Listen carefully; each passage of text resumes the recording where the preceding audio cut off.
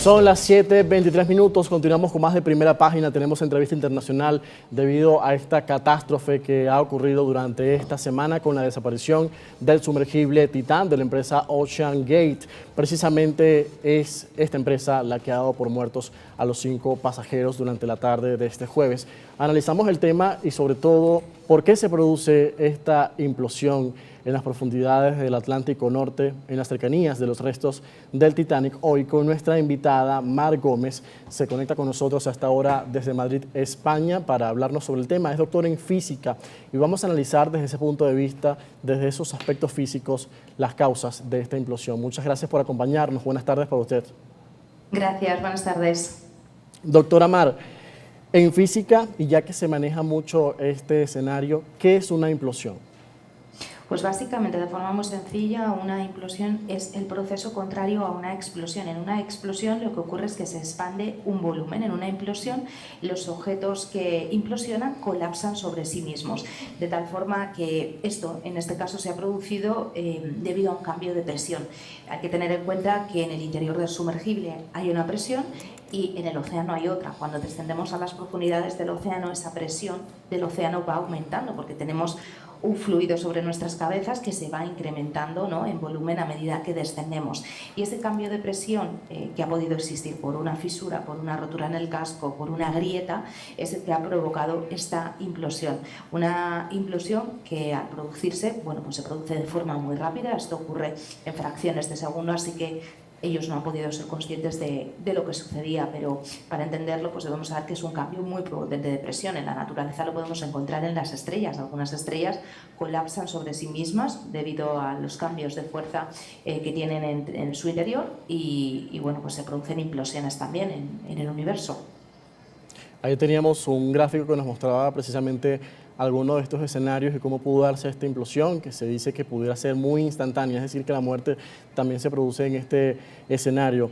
¿Por qué se puede producir y sobre todo qué pudo caracterizar esa zona en la que estaban estos 5 pasajeros que iban en esta nave? Sí, bueno, no sabemos si realmente había un defecto, ¿no?, en ese sumergible o si se ha producido algún choque con algún objeto. Tampoco sabemos a qué profundidad se ha producido esta implosión, pero lo que sí sabemos es que las implosiones se producen por ese cambio drástico de presión entre el interior, en este caso del Titán, y la presión oceánica. Ese cambio tan brusco hace que el objeto colapse sobre sí mismo y se produzca este fenómeno.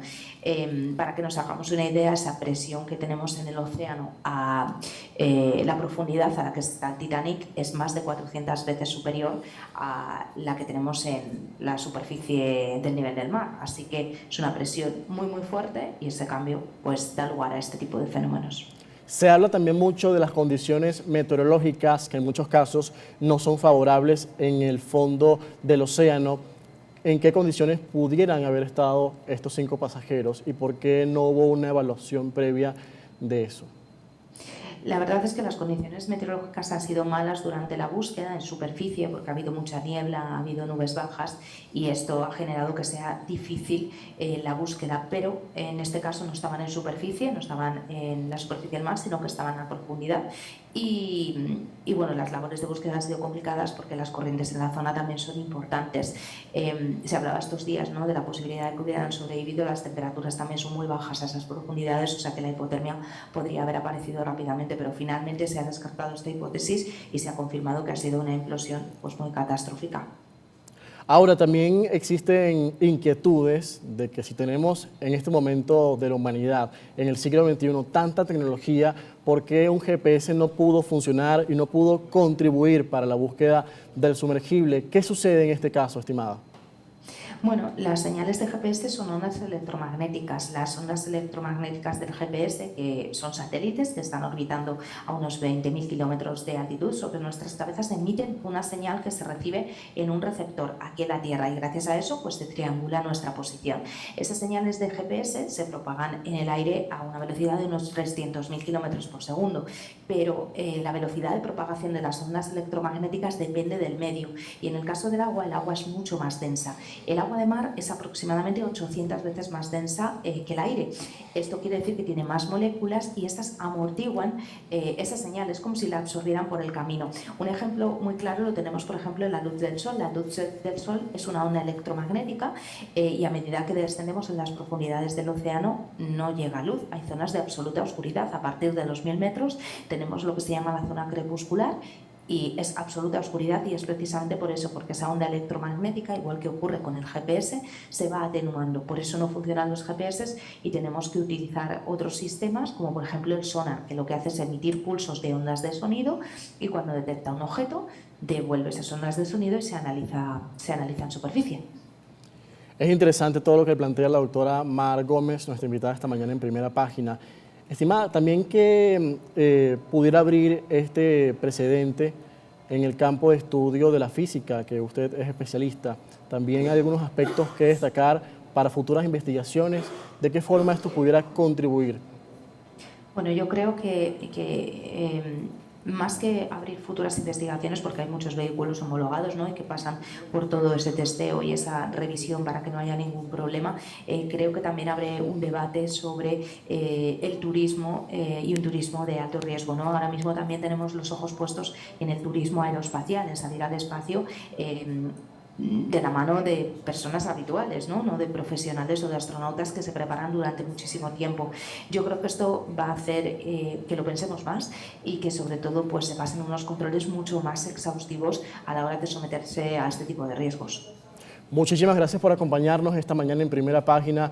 Muy preciso lo que nos comenta y sobre todo nos ayuda a entender mejor las causas de este suceso, que es la principal inquietud que tiene mucha gente en el mundo, incluso las mismas autoridades que se mantienen muy atentas. Gracias por acompañarnos. Mar Gómez, doctora en física, está ahora con nosotros desde Madrid, España.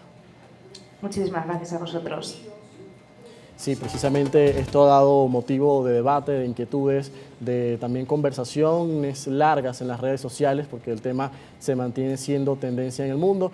Y por cierto que es importante comentar también que uno de los fundadores o el principal CEO de OceanGate, de esta empresa que se encarga de la creación de este sumergible, pues decía que había que buscar más respuestas en el fondo del océano al cambio climático y no estar explorando o habitando otros planetas. Era una de sus principales premisas y también uno de los motivos por el cual se sumergía en el fondo del mar y visitaba el Atlántico Norte muy cerca de los restos del Titanic, este buque transatlántico que se hundió hace 111 años y precisamente allí buscaban visitar a estas personas en el sumergible.